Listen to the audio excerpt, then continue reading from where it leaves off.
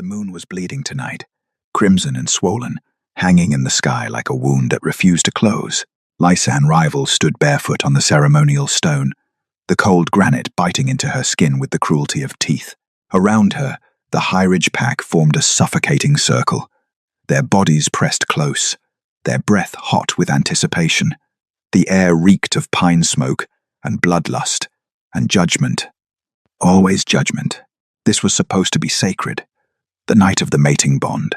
The night the moon goddess herself blessed unions and forged destinies. But for Lysan, this was an execution, dressed in ritual. The drums began, deep, thunderous, each beat slamming into her chest like a fist against her ribs. She could barely breathe. The thin ceremonial robe they'd wrapped around her body did nothing to protect her from the cold or from the eyes. So many eyes, watching, waiting, hungry. She was an Omega, the lowest rank, the weakest wolf, a disgrace wrapped in flesh. And tonight, she was being given to a monster. Before we continue, please support us and hit the like and subscribe button and tell me what's the weather like in your location. I love to know. Now let's dive back in. Varus Keterin stood across from her, bathed in torchlight, his face carved from cruelty and arrogance. He was the future alpha, golden-haired, broad-shouldered, everything the pack worshipped, and he despised her. She could see it in the curve of his smile, in the way his eyes traveled over her body like she was meat on a hook. Not a person, not even a wolf, just a thing he would own. The memory clawed at her throat. 2 days ago, behind the training pit, his voice low and venomous as he cornered her against the stone wall. When the moon chooses, I'll take you, whether you beg or not. She had begged. Oh, she had begged, tears streaming down her face, voice breaking, hands trembling. She had begged him to let her go, to choose someone else, to spare her. He'd laughed, and then he'd pressed closer, his breath hot against her ear, and whispered, "An Omega's only purpose is to submit, and I'm going to enjoy teaching you that lesson every single night." Her stomach twisted at the memory. Bile rose in her throat. She forced it down. Elder Korath stepped forward now, ancient and gnarled, his voice rasping like dead leaves scraping stone. He raised the ceremonial bowl high, the moon-blessed water inside shimmering with an eerie silver light. "Varus Keterin," the elder intoned, his words echoing across the silent clearing. "Do you accept this bond, forged by the will of the goddess, and swear to claim and command your mate, Lysan Rival, for all your days?" Varus's smile widened. Predatory, possessive. "I accept," he growled, his voice rolling through the circle like thunder. He didn't look at her. He looked past her, at his father, at the pack elders, at the future he was claiming. She was just part of the prize. Elder Korath turned to her. His milky eyes bore into hers, cold and indifferent. "Lysan Rival, do you accept this bond and submit to your alpha as the goddess decrees?" Submit. The word tasted like poison. Her heart was pounding so hard she thought it would explode. Her hands were shaking. Her knees threatened to buckle. Every instinct in her body was screaming, screaming to run, screaming to fight, screaming to do anything but stand there and let this happen. But she couldn't move. Varus took a step toward her. Then another. The crowd leaned in, their breaths held, their eyes gleaming with anticipation.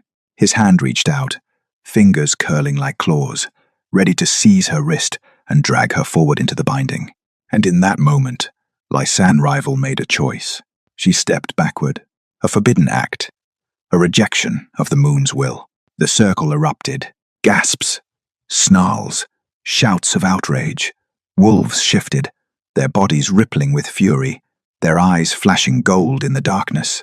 "Don't!" Varus hissed, his face twisting with rage. "Don't you dare embarrass me!" But she wasn't thinking about him. She wasn't thinking about the pack, or the elders, or the sacred bond.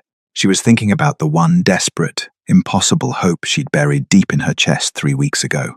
A contract, signed in blood, hidden in shadows, a marriage to a paralyzed wolf.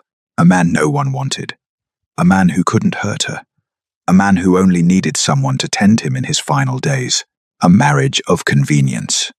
No claim, no dominance, no mating bite, just safety. And tonight, there was a carriage waiting for her in the ravine. A carriage that would take her away from this nightmare forever. Lysanne ran. The torches flared. The pack howled. The earth shook beneath the thunder of pounding paws as a dozen trackers surged into the forest behind her, their snarls tearing through the night. She didn't look back. Her bare feet slammed against the frozen ground, branches whipping at her face, tearing at her robe. Her lungs burned, her vision blurred with tears. But she ran, faster than she'd ever run in her life. Behind her, Varos's voice roared through the trees. "Bring her back! Bring her back, or I'll tear every one of you apart!" The ravine. She had to reach the ravine. She crashed through the underbrush, stumbling, falling, dragging herself back up. The howls were getting closer, closer. She could hear their breathing now, hot and ragged, could smell their fury on the wind. And then she saw it. The carriage, black, sleek, waiting in the shadows beneath the ancient pines. The horses stamped nervously, their eyes rolling white. A cloaked figure stood beside the door, his face hidden beneath a hood. Lysanne stumbled forward, gasping, sobbing, blood streaming from cuts on her hands and feet. "Please," she choked out. "Please. I signed the contract. I paid. Please." The figure looked at her, cold, unreadable. "Full payment received," he said flatly. "Contract sealed. Get in." She didn't hesitate. She threw herself into the carriage, collapsing onto the plush velvet seat, her entire body shaking with exhaustion and terror. The door slammed shut. The horses bolted, and the world she knew ended. She pressed her face against the window, watching as the forest blurred past, watching as the torches of the High Ridge pack faded into distant flickering stars, watching as Varos's howl of rage echoed through the mountains one last time before silence swallowed it whole. She was safe. She was free. She had escaped. Or so she believed. 3 weeks earlier, Lysanne had been in hell. Varos had cornered her in the grain storage, his body blocking the door, his smile sharp as broken glass. He'd grabbed her wrist, twisting it until she cried out, and then he'd leaned close, his breath reeking of mead and cruelty. "You're mine, little Omega," he'd whispered. "The elders have already approved the bond. In 3 weeks, you'll be kneeling at my feet, and if you try to run..." His grip tightened until she felt bone grinding against bone. "I'll make sure you never walk again." He'd released her then, laughing as she collapsed to the floor, clutching her wrist, tears streaming down her face. That night, she'd gone to the border medic, an old woman named Gressa, who treated outsiders and outcasts without asking questions. Gressa had wrapped her wrist, her wrinkled hands gentle, her eyes sad. "You can't keep living like this, girl," Gressa had murmured. "He'll kill you. Maybe not right away, but eventually." Lysanne had said nothing. What was there to say? Omegas didn't get choices. Omegas didn't get freedom. But then Gressa had leaned closer, her voice dropping to a whisper. "There's a rumor, out in the outer territories. A wolf named Erith Falren used to be a warrior, powerful, respected. But there was an ambush. Rogues. They left him paralyzed from the waist down. He's been living alone ever since, rotting in some forgotten estate, waiting to die." Lysanne had frowned, confused. "Why are you telling me this?" Gressa's eyes had gleamed. "Because he put out a contract. A marriage contract. Any Omega willing to tend him in his final days, he'll marry her. Legally. Binding. No mating bite. No claim. Just a name. Protection. Safety." Lysanne's heart had stuttered. Why would he do that? Pride, Gressa had said simply. He doesn't want to die alone and helpless. He wants someone there. Someone to witness that he was still a wolf, even at the end. And in that moment, Lysanne had seen it. The way out. A marriage to a dying, paralyzed wolf. A wolf who couldn't hurt her, couldn't dominate her, couldn't claim her. A wolf who just needed someone to hold a cup of water to his lips while he faded into nothing. It wasn't freedom, but it was survival. and survival was all she had left. She'd signed the contract the next day, in secret, in blood. The broker had been a thin, sharp-faced man who'd looked at her with empty eyes and said, "Payment is due on the night of your escape. The carriage will be waiting in the ravine. Don't be late." She'd agreed, and now, here she was, sitting in that carriage, trembling, bleeding, free. But something was wrong. The carriage wasn't heading toward the outer territories. It was heading up, into the mountains, higher and higher, the air growing colder, the trees giving way to jagged stone cliffs and snow-capped peaks. She pressed her face to the window, her breath fogging the glass.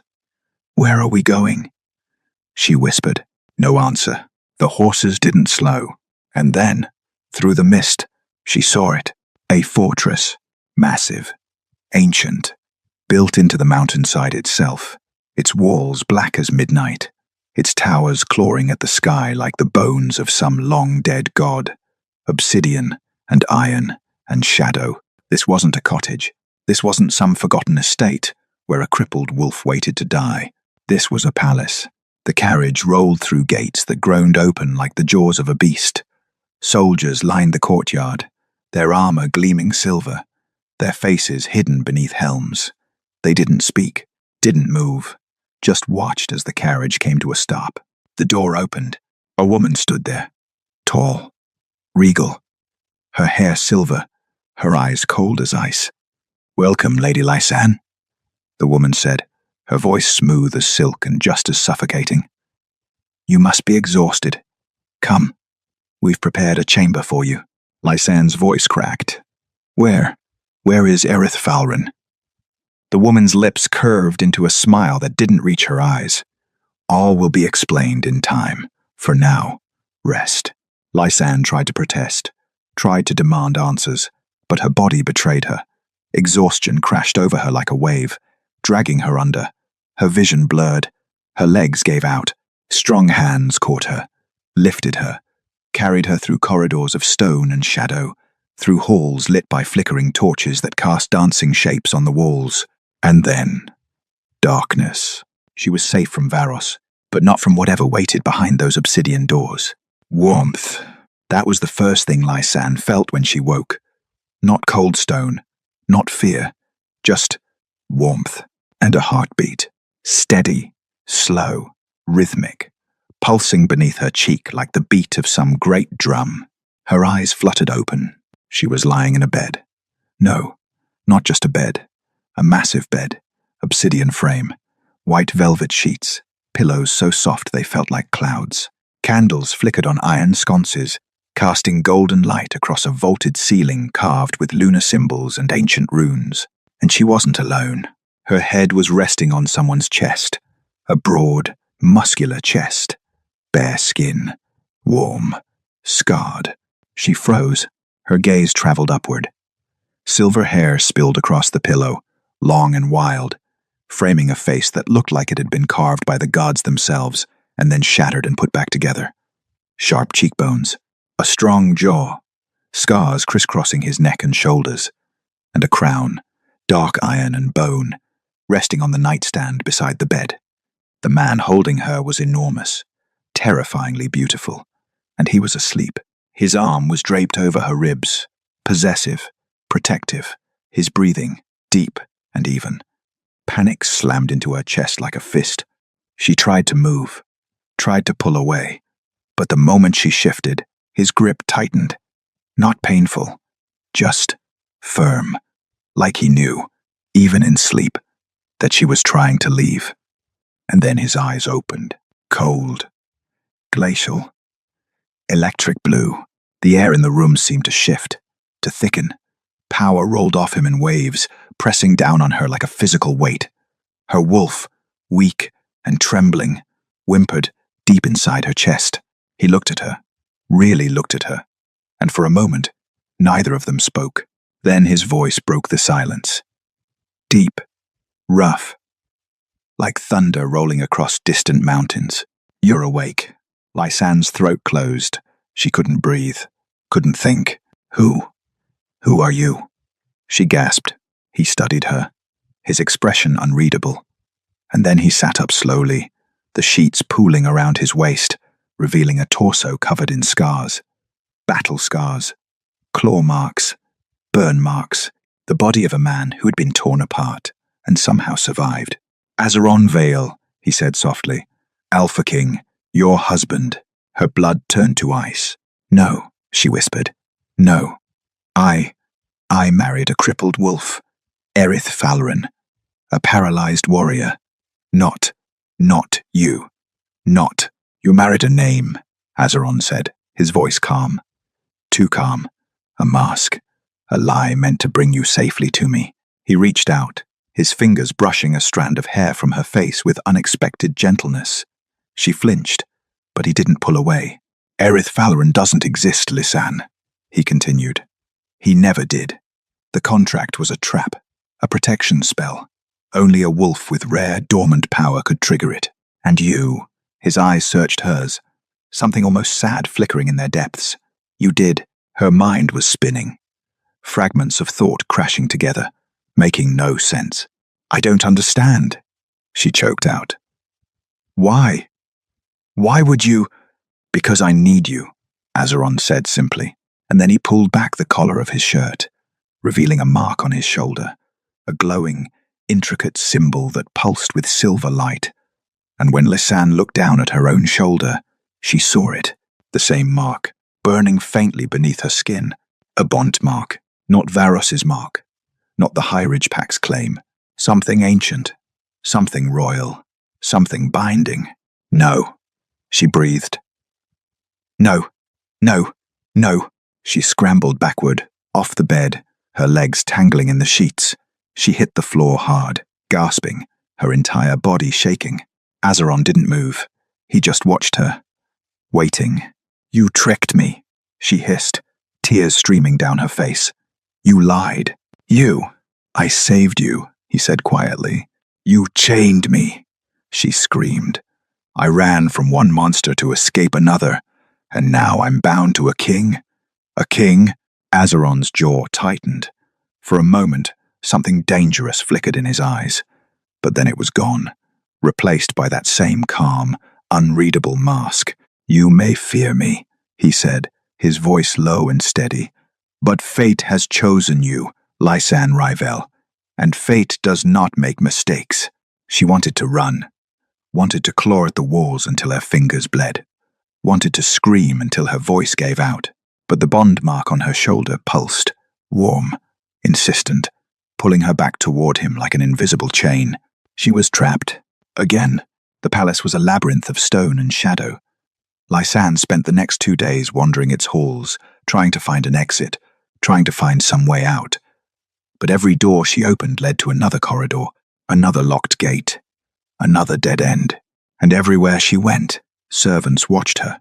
They didn't speak, didn't bow, just watched, with eyes full of suspicion and something else, something that looked almost like hope. On the 3rd day, she cornered one of them, a young woman with auburn hair and tired eyes. "Why does everyone look at me like that?" Lisanne demanded. The woman hesitated. Then, in a whisper, "Because you're still alive." Lisanne frowned. "What?" The woman glanced around nervously, then leaned closer. "The king. He's cursed. Every full moon, he loses control. His wolf takes over, becomes feral, uncontrollable, murderous. The last woman who tried to help him." She swallowed hard. "They found her in pieces." Lisanne's stomach dropped. "Why?" she whispered. "Why is he cursed?" "No one knows," the woman said. "It's been like this for years. The healers say it's killing him. Slowly, that one day, the beast won't give him back. And when that happens," she shook her head, "we'll all die with him." Lisanne's mind raced. Then why bring me here? Why bind me to him if he's— "The prophecy," the woman interrupted. "There's a prophecy. It says only a wolf with the white flame lineage can soothe the madness, can calm the beast, can save him." White flame. The word stirred something deep inside Lisanne's chest. A flicker, a spark. Her wolf, always so weak and trembling, suddenly stirred, just for a moment, like it recognized something. "I don't know what that means," Lysan said hoarsely. The woman's eyes filled with pity. Then you'd better figure it out, because the full moon is tomorrow night. Meanwhile, in the High Ridge Pack, Varos Keterin stood in the center of the Elder's chamber, his fists clenched, his eyes burning with rage. She rejected me, he snarled. In front of the entire pack, she humiliated me. Elder Korath nodded slowly. She broke the sacred law. Then give me permission to hunt her down, Varos demanded. Give me the trackers. I'll drag her back here. And no. Varos froze. What? The Elder's milky eyes gleamed. She is no longer yours to claim, Varos. The bond was rejected. The moon did not accept her submission. Then I'll kill her, Varos hissed. You will do nothing, the Elder said sharply, because the moon has spoken, and if you defy her will, you will bring her wrath upon this pack. Varos's jaw clenched, his claws extended, digging into his palms until blood dripped onto the stone floor. But he didn't argue. He just smiled, a slow, cruel smile. Fine, he said softly. I won't hunt her. The Elder nodded, satisfied. But as Varos turned to leave, he whispered under his breath, too low for the Elder to hear, but I will find her. And when I do, his eyes burned with fury. She will wish she had accepted the bond. The full moon rose like a pale, merciless eye. Lysan stood at the window of her chamber, her arms wrapped around herself, her heart pounding. The palace was eerily silent. No footsteps, no voices, just waiting. And then she heard it. A roar. Not a human sound. Not even a wolf's howl. Something monstrous. The walls shook. Glass shattered. Somewhere deep in the palace, something was breaking loose. Lysan's door burst open. The silver-haired woman from before, the one who'd greeted her at the carriage, stood there, her face pale. You need to leave, she said urgently. Now, before he... Another roar. Closer this time. Before he what? Lysan demanded. Before the curse takes him completely, the woman hissed. Every full moon, the king becomes a monster. And tonight, her eyes filled with fear. Tonight feels different, worse, like the beast is finally winning. Lysan's breath caught. Where is he? The throne room. But you can't. Lysan didn't wait. She ran, through the corridors, down the spiraling stairs, following the sound of snarls and crashing stone. And then she saw him. Azeron Vale, Alpha King, on his knees in the center of the throne room, his body convulsing, his back arching unnaturally, his eyes burned red, not blue, red, like fire, like blood. His claws had extended, long and black, tearing into the stone floor. His fangs, gods, his fangs were enormous, jutting from his mouth like daggers. He wasn't a man anymore. He was a beast. Palace guards surrounded him, weapons drawn, but none of them dared get close. They were shouting at her. Run, my lady, run. He'll kill you. Please. You have to. But Lysan couldn't move. The bond mark on her shoulder was burning. Not painful, just warm, insistent, pulling her forward. Azeron's head snapped toward her. His red eyes locked onto hers, and he lunged. Lysan's breath stopped, but instead of tearing her apart, he collapsed at her feet, his massive body slamming into the ground, his breathing ragged, his claws scraping against the stone as he tried to crawl toward her. He was fighting it, fighting the beast, and losing. Lysan's hands trembled. Every instinct screamed at her to run, to get as far away as possible. But then she heard it. His voice, barely a whisper, barely human. Please. That one word shattered something inside her. She dropped to her knees beside him, and she touched him, her hand pressed against his chest, right over his heart. The moment her skin made contact, light exploded. White light, blinding, pure. It poured from her hand, spreading across Azeron's body like wildfire, wrapping around him, sinking into his skin. The red in his eyes flickered, faded, his claws retracted, his breathing slowed. And then, with a shuddering gasp, he collapsed against her, not as a beast, as a man, trembling, exhausted, broken. He pressed his face into her shoulder, his arms wrapping around her waist, holding her like she was the only thing keeping him tethered to the earth. "How?" he rasped. "How did you?" Lysan stared at her hands. White sparks still flickered beneath her skin, fading slowly. Her wolf, her weak, pathetic, trembling wolf, had just saved the Alpha King's life. The palace guards stood frozen, staring at her in shock, in awe. One of them whispered, "She's the one." The white flame. Azeron pulled back just enough to look at her. His blue eyes were raw, vulnerable. "What am I?" Lysan whispered, her voice breaking. Azeron's hand came up, cupping her face with a gentleness that didn't match his size. "Mine," he murmured, "and salvation itself." The High Priestess was ancient, older than the stones, older than the trees. Her skin was wrinkled parchment, her hair white as snow, her eyes milky and blind. But when she spoke, her voice was sharp as a blade. "The white flame bloodline," she said, her words echoing through the temple chamber, "was hunted into extinction centuries ago." Lysan sat across from her, Azeron standing behind her, his hand resting on her shoulder, protective, anchoring. "Why?" Lysan asked hoarsely. The priestess smiled, a sad, bitter smile. "Because they were too powerful.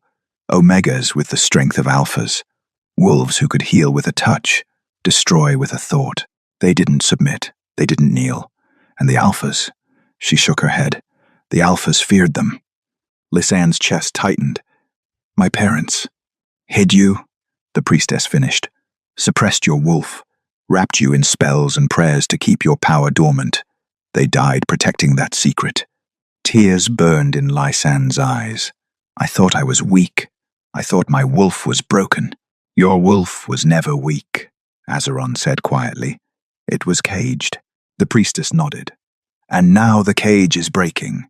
The bond with the king has awakened what your parents tried to hide. Your power is returning. Slowly, painfully, but it is returning." Lysan looked down at her hands. They were trembling again.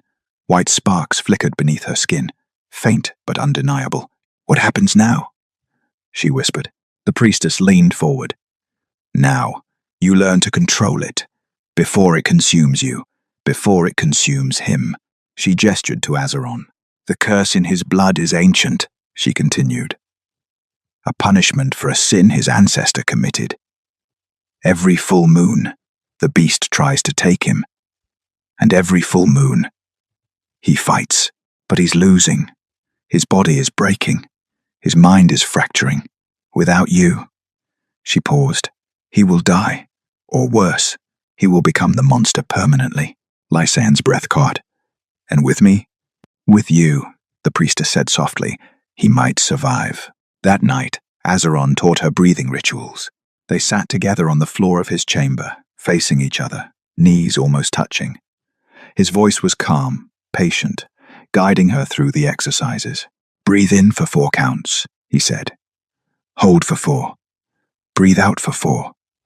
Let the wolf feel your heartbeat. Let it know you're in control."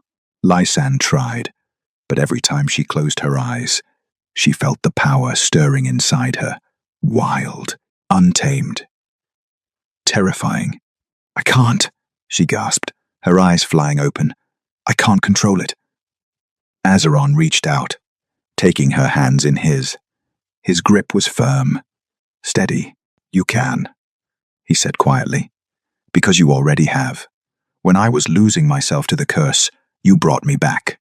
You didn't think. You didn't plan. You just did it." Lysan's eyes filled with tears. "I was terrified." "So was I," Azeron admitted. "Every full moon, I'm terrified. Terrified I'll hurt someone. Terrified I'll lose myself. Terrified I'll wake up covered in blood and not remember whose." He looked at her, his blue eyes raw and honest.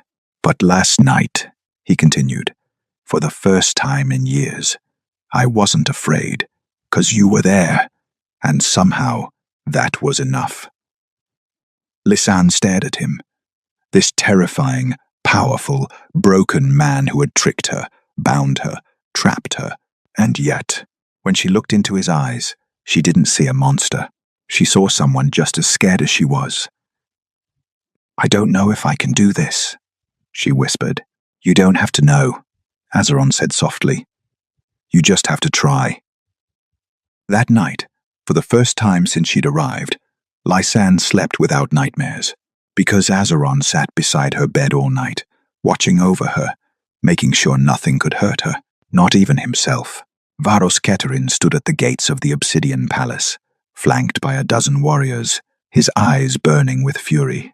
Behind him, the High Ridge Pack elders watched from a distance, their faces grim. They hadn't approved this, but they hadn't stopped him either. The palace gates loomed before him, black iron and bone, guarded by soldiers in silver armor. Varos stepped forward. I am Varos Keterin, he announced, his voice echoing across the courtyard. Future Alpha of the High Ridge Pack. I have come to reclaim what is mine. The guards didn't move. One of them, a tall woman with a scarred face, spoke. The Obsidian Palace recognizes no claim from the High Ridge Pack. Leave, now. Varos's lip curled. The Omega Lysanne rival was bound to me by the moon's decree. She rejected the bond illegally. She used forbidden magic to escape. And now she hides behind your walls like a coward. The gates groaned, and then they opened. Azeron Vale stepped through. He was even bigger than Varos remembered. Taller, broader. His silver hair fell loose around his shoulders, his blue eyes cold as winter ice. He wore no crown, no armor, just simple, black clothing. But the power that radiated from him was suffocating. Varos forced himself to stand tall, to meet the king's gaze without flinching. Return her, Varos demanded. She is mine by... She is my queen, Azeron said quietly. The words hung in the air like a blade. Varos stared at him. What? Azeron's expression didn't change. Lysanne rival is my wife. Legally, magically, bound by contract and by blood. She is the queen of the Obsidian Kingdom. And you, he took a step forward, have no claim here. Varos's claws extended. You lie. She would never. She signed the contract willingly, Azeron interrupted. 3 weeks ago, she chose me over you. Rage exploded through Varos's chest. She tricked the bond. She used magic to... She used survival, Azeron said coldly. Because you are a monster. And she was desperate. Varos snarled, his body shifting, muscles rippling beneath his skin. I will tear this kingdom apart to get her back. Azeron didn't move, didn't blink. Try, he said softly, and the earth trembled. Not from an earthquake. From power. Raw, ancient, crushing power that pressed down on Varos like a mountain. His warriors stumbled backward, gasping, their wolves whimpering in terror. But Varos held his ground. Barely.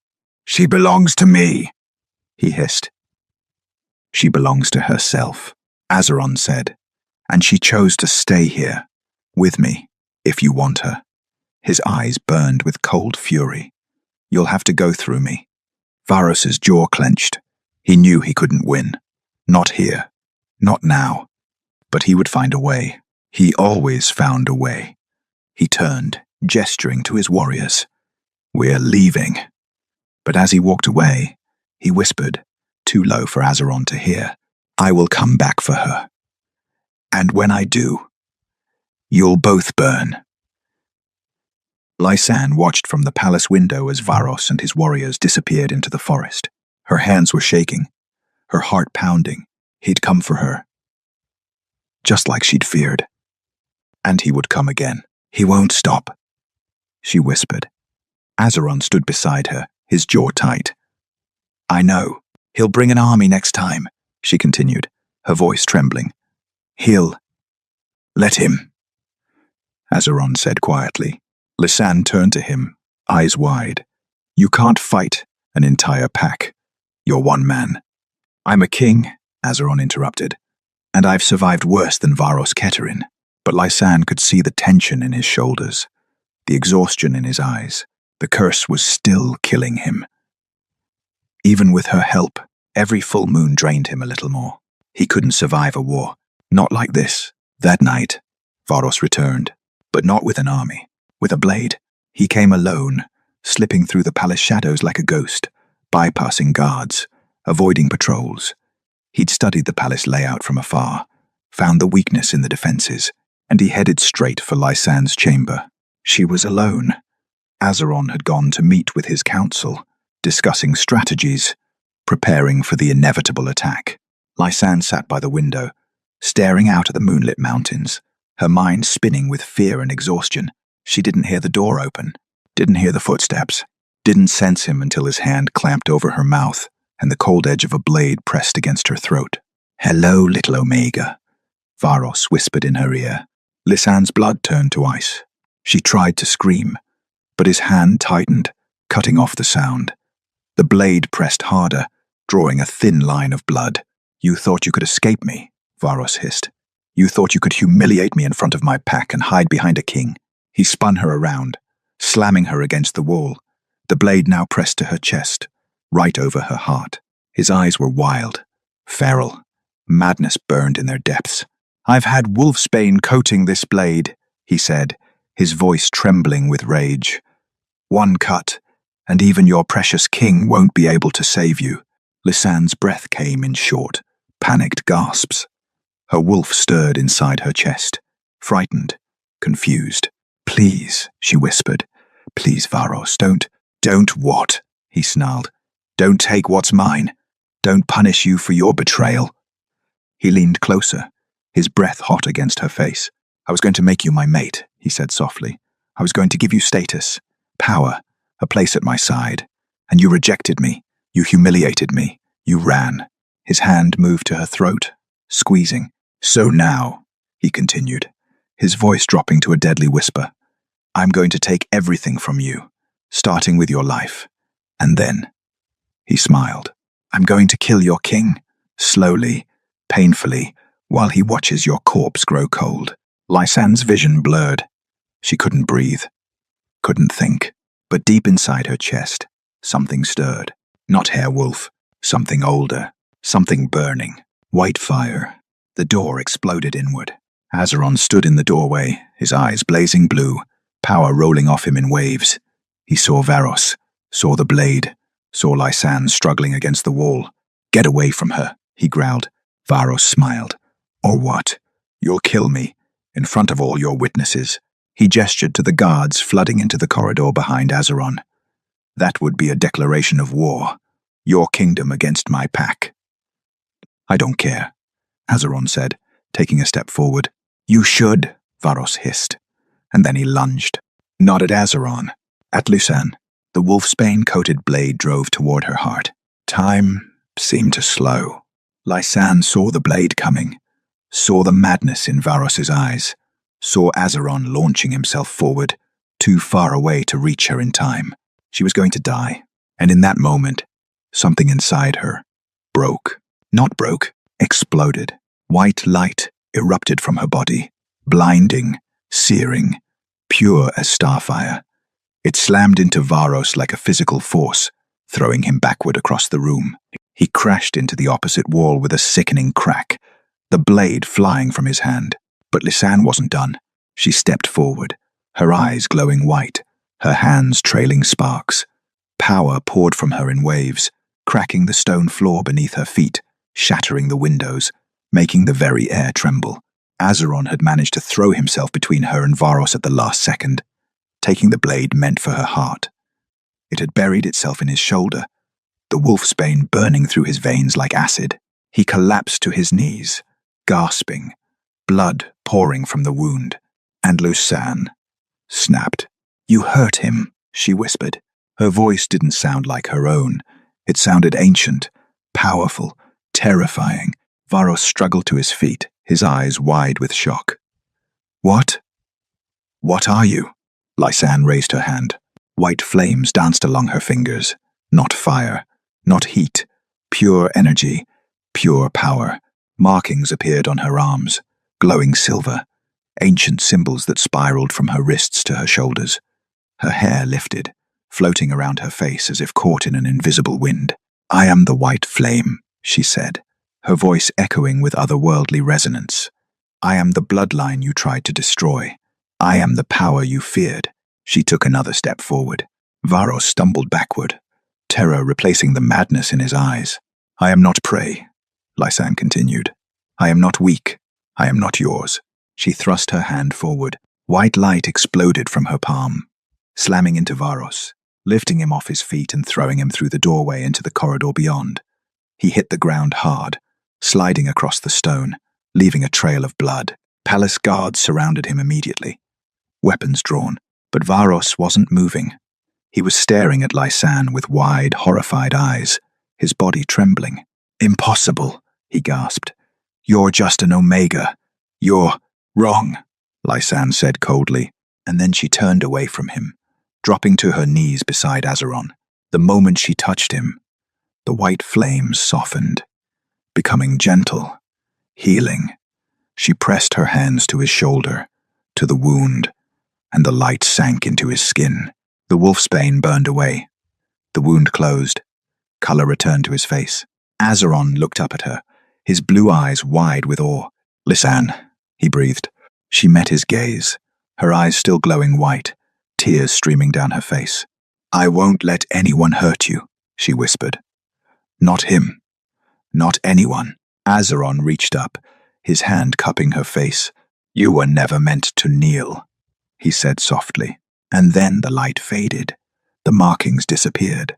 Lysan's body went limp, exhaustion crashing over her like a wave. Azeron caught her before she hit the ground, pulling her against his chest, holding her as if she were the most precious thing in the world. The palace guards dragged Varos away, his screams of rage and disbelief echoing through the halls. They threw him into the deepest dungeon beneath the obsidian palace, iron chains laced with wolfsbane binding his wrists and ankles. Azeron's voice, cold and final, followed him into the darkness. "You will stand trial for attempted regicide and the assault of the Queen, and when you are found guilty, you will never see daylight again." But Lysan didn't hear them. She was already unconscious, her body spent, her power drained, but safe. Finally, truly safe. Lysan woke to sunlight, not the cold, grey light of the palace, but warm, golden sunlight streaming through tall windows, painting everything in soft amber hues. She was in Azeron's chamber, in his bed, wrapped in white silk sheets that smelled like pine and snow and something distinctly. Him. She sat up slowly, her body aching, her head pounding, memories flooded back. Varos. The blade. The power exploding from her body, the white flames. She looked down at her hands. They looked normal now. No sparks, no glow, just hands. But she could still feel it. The power, dormant but present, waiting. "You slept for 3 days. She jumped, turning to see Azeron standing in the doorway. He wore simple clothing, his silver hair pulled back, his blue eyes soft with concern. 3 days, she echoed hoarsely. He nodded, moving to sit on the edge of the bed. "You drained yourself completely. The healers said, it's a miracle you survived. Using that much power without training." He shook his head. "You could have killed yourself." Lysan swallowed hard. "You were hurt. I had to." "I know," Azeron said quietly. He took her hand in his thumb brushing over her knuckles. "Thank you." They sat in silence for a moment. Then Lysan asked the question that had been burning in her chest since she'd woken beside him that first night. "Why did you really bring me here?" Azeron's jaw tightened. For a moment, she thought he wouldn't answer. Then he sighed. "Because I was dying," he said simply. "The curse was winning. Every full moon, it got harder to come back, harder to remember who I was. The healers said I had maybe a year left before the beast consumed me permanently." He looked at her, his eyes raw and honest. "The prophecy said only a white flame could save me," he continued. "But your bloodline was supposed to be extinct. I searched for years, sent spies to every pack, every territory, looking for any sign that one of you had survived." His hand tightened on hers. And then I heard about a young Omega in the High Ridge Pack, he said softly. One whose wolf was weak, suppressed, hidden. I had my people investigate. And when I saw you, he paused. I knew. I could feel it. The power beneath the surface. The potential. Lysan's chest tightened. So you created the contract. The fake marriage. The paralyzed wolf. Azeron nodded. I knew you'd never come willingly. Not to a king. Not to someone with power. You'd been hurt too many times by alphas. So I gave you someone safe. Someone who couldn't hurt you. But you lied, Lysan whispered. Yes, Azeron said. I lied, and I will spend the rest of my life regretting that. He released her hand, standing, moving to the window. His back was to her, his shoulders tense. I won't force you to stay, he said quietly. The bond mark. I can break it. It will hurt. For both of us. But it can be done. Lysan stared at him, shocked. What? You never wanted this. Azeron continued, his voice strained. You never wanted a mate. Never wanted power. You just wanted to be safe. And I took that choice from you. I trapped you. Just like Varos did. He turned to face her, and she saw pain in his eyes. Real, genuine pain. So I'm giving you the choice now, he said. Stay, leave. It's yours. No pressure, no manipulation. Just choose. Lysan's mind spun. She could leave. Walk away. Find some quiet corner of the world and live in peace. No kings. No curses. No prophecies. Just freedom. But she thought about the way Azeron had sat beside her bed all night, keeping watch, making sure she was safe. The way he taught her breathing rituals with infinite patience, never once losing his temper when she failed. The way he'd thrown himself in front of a wolfsbane blade to protect her. The way he'd looked at her after she'd saved him from the curse, like she was the most miraculous thing he'd ever seen. He wasn't Varos. He'd lied to her, tricked her, bound her, but he'd also protected her, respected her. And now, he was offering her the one thing no one else ever had. A choice. I don't know if I love you, Lysan said quietly. Azeron's expression didn't change. I know. I don't know if I ever will. I know, but, Lysan continued, her voice strengthening. I know one thing. She stood, moving toward him, her bare feet silent on the stone floor. With you, she said, I'm not prey. I'm not powerless. I'm not invisible. She stopped in front of him, looking up into his blue eyes. With you? She whispered. I'm seen. Azeron's breath caught. I'm not staying because of fate, Lysan said firmly. Not because of prophecy. Not because of some bond mark that says we're meant to be together. She reached out, placing her hand over his heart. I'm staying because I want to, she said. Because for the first time in my life, I get to choose. And I choose this. I choose you. Azeron's eyes closed. He covered her hand with his, pressing it harder against his chest, against his heartbeat. I don't deserve you, he said hoarsely. Maybe not, Lysan said with a small, sad smile. But you're what I've chosen, so you're stuck with me. Azeron opened his eyes, and for the first time since she'd met him, he smiled, really smiled. It transformed his face, made him look younger, less like a terrifying king, and more like a man who'd been alone for far too long. He cupped her face in his hands, his touch gentle, reverent. Then I will spend every day proving I'm worthy of that choice, he said softly, and when she placed her hand in his, the marriage mark blazed white fire. Not as a chain, not as a trap, but as a promise that she was free, free to choose, free to leave, free to stay, and she had chosen to stay, not because fate demanded it, not because prophecy required it, but because Lysan Rivel, the Omega who once chose death over bondage, had finally found something worth living for, someone who saw her, truly saw her, not as prey, not as property, not as a pawn in some cosmic game, but as a queen, the white flame reborn, the woman who would stand beside the Alpha King and transform a kingdom built on fear into something new, something beautiful, something chosen. Epilogue. 6 months later, Lysan stood on the balcony of the Obsidian Palace, watching the sunrise paint the mountains in shades of gold and crimson. Behind her, she heard footsteps, felt strong arms wrap around her waist, pulling her back against a warm chest. "You're up early," Azeron murmured against her hair. "Couldn't sleep," she said softly. "Nightmares?" "No." She turned in his arms, looking up at him. "Dreams?" He raised an eyebrow. "Good dreams?" She smiled. A real smile. One that reached her eyes. "The best." Azeron leaned down, pressing his forehead to hers. They'd spent the last 6 months learning each other. Slowly, carefully, with no pressure, no expectations. He taught her to control her power. She taught him to trust again. He showed her the kingdom. She showed him how to laugh, and slowly, carefully, they'd built something neither of them expected. Not just a bond. A partnership. "The council wants to hold a coronation ceremony," Azeron said quietly. "Make your position as queen official." Lysan tensed slightly. "I don't need a crown to know who I am."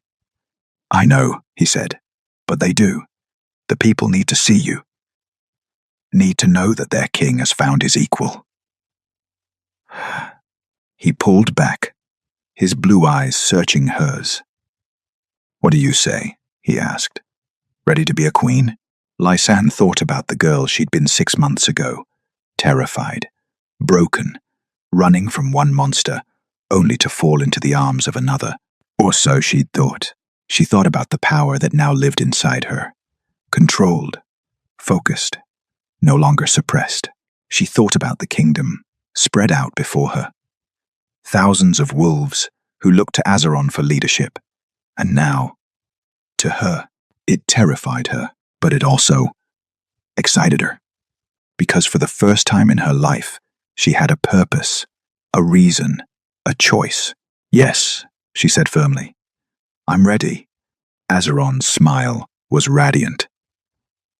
He took her hand, raising it to his lips, pressing a kiss to her knuckles. The marriage mark on her shoulder pulsed warmly. Not possessive, not controlling, just there, a reminder that she wasn't alone anymore. "Then let's show them," Azeron said softly. "What happens when the white flame rises?" And as the sun crested the mountains, bathing them both in golden light, Lysan rival, once an omega, once prey, once broken, stood tall, not because fate had chosen her, but because she had chosen herself, and that made all the difference. Thanks for watching. Smash that subscribe button, hit the like if you believe omegas deserve autonomy, and drop a comment telling the council exactly what you think of their preparation chambers.